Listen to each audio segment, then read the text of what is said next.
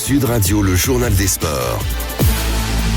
Et bonjour monsieur Jules Boscherini. Salut Maxime Yeddo. Tiens donc, du rugby, ça faisait longtemps pour commencer ce journal des sports. Évidemment, sur Sud Radio, la radio du rugby, avec les 8e de finale de la Champions Cup qui se poursuivent avec des qualifications. C'était pour nos Français, c'était hier. Et oui, à commencer par celle de Toulouse face à Bristol avec une victoire 59-26 pour rejoindre les quarts de finale.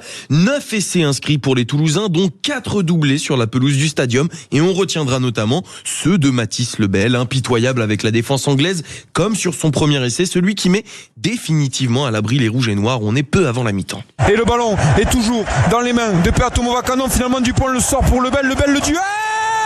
Oh, Mathys Lebel, le cadrage débordement sur Avouvou et le plongeon main gauche, l'essai absolu de finisseur de Mathys Lebel.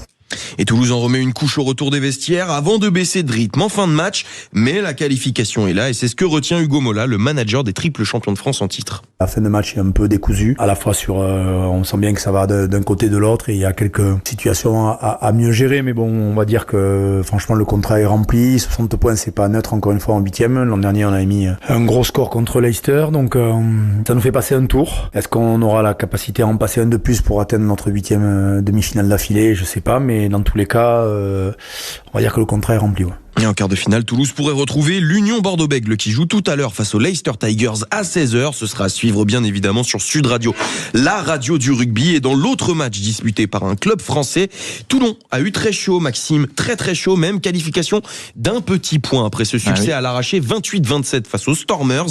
Et pourtant, le RCT avait donné le ton dès le début de la partie, comme sur cet essai de Ben White, très en forme sur la scène européenne. Mathias Merlot au commentaire. Il y a un décalage pour Gaël Tréant, servi par David Riband. Gaël Tréant à l'intérieur pour Ben White. Toulon qui marque d'entrée, Ben White qui tape son poing sur le cœur sur cette magnifique animation avec sur les 40 mètres des Stormers. Juan Ignacio Brex pour David Riband qui joue le 2 contre 1 avec Gaël Tréant qui retrouve à son intérieur le spécialiste Monsieur Champions Cup. La fin de match est irrespirable, mais ce sont bien les Toulonnais qui l'emportent. Un soulagement pour le manager Pierre Mignoni qui courait après cette victoire depuis 5 matchs. On est en souffrance depuis quelques semaines, on est dans le dur, on était dans le dur et on cherchait un peu ce match et nous libérer, qu'aller voir un peu retrouver notre équipe, retrouver une solidarité, retrouver beaucoup de choses. Je crois qu'aujourd'hui on a joué une belle équipe. C'est une très belle équipe, c'est un bon résultat pour nous bien sûr. Et Toulon ira en Écosse la semaine prochaine pour défier Glasgow en quart de finale. Et puis, il y a toujours, en tout cas, non pas en football, mon cher Jules, pardon, mais si place au football justement à présent. Coup de tonnerre dans le Nord. C'est Lens qui chute dans le derby et qui laisse filer Paris en tête de la Ligue 1. Absolument, Maxime. Énorme désillusion pour le RC Lens qui chute 3-0 face à Lille. Dépassé sur la pelouse du stade Pierre-Mauroy, Lens paye ses lacunes défensives, notamment sur le deuxième but du LOSC, inscrit en contre par Félix Correa sous les commentaires de nos confrères de Ligue 1+. Idol en retrait, il ne l'avait pas vu. Félix Correa, la prise de balle pour la balle de 2-0. C'est lui qui l'avait pas vu dans son dos. Félix Correa, tout à l'heure, coupable d'une mauvaise passe plein axe. Sans gravité pour son équipe. Cette fois, il profite d'une erreur de la défense adverse.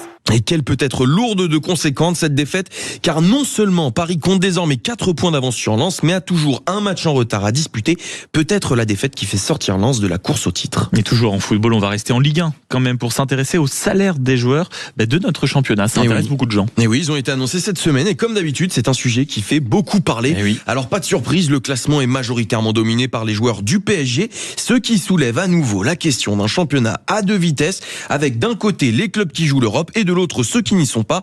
Vincent Chaudel, le fondateur de l'Observatoire du Sport Business, est avec nous pour tirer les enseignements de ce classement. Bonjour Vincent. Bonjour Jules. Alors sans surprise, c'est le PSG qui domine ce classement, pas dans un top 10 mais un top 13. Est-ce que c'est désormais une évidence? Paris a-t-il enterré définitivement la concurrence économique? Malheureusement pour le championnat, en fait oui, parce que le salaire moyen au PSG est de 650 000 euros, quand au niveau de Marseille, ce qui est déjà très intéressant, il est de 300 000 euros. C'est-à-dire Marseille est en progression par rapport aux années précédentes, du fait de sa présence en Ligue des Champions. Et donc on voit vraiment un décalage entre les clubs de Ligue des Champions. Paris, Marseille, Monaco sont aujourd'hui à plus de 140 000 euros de salaire moyen, et les autres, on peut descendre jusqu'à à Angers à 18 000 euros, ce qui était un salaire moyen de Ligue 2 il n'y a pas si longtemps. Ouais, et puis vous citez Marseille, Monaco, il y a aussi Lyon. On constate vraiment un net écart entre les salaires du PSG et ceux de ces 3 autres gros clubs, des clubs qui jouent pourtant l'Europe et qui ont des ambitions. Oui, alors il peut y avoir quelques surprises. Il y a Nice qui est à 98 000 euros de moyenne et on voit que Nice aujourd'hui il joue plutôt pour se maintenir en Ligue 1 et pas aller en Ligue des Champions ou en Coupe d'Europe. Donc on voit vraiment cet écart-là.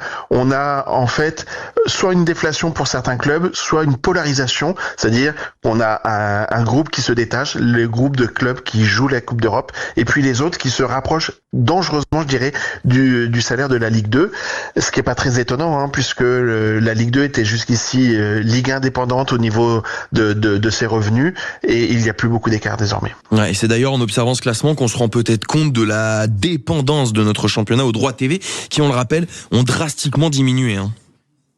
C'est le lien direct qui s'observe sous nos yeux. Effectivement, quand il n'y a plus de droits télé, c'est le cas pour la plupart des clubs de Ligue 1, eh bien, on a un revenu qui est comparable à celui de la Ligue 2 et des salaires qui vont avec. Et puis, il y a ceux qui font la Coupe d'Europe qui récupèrent des revenus.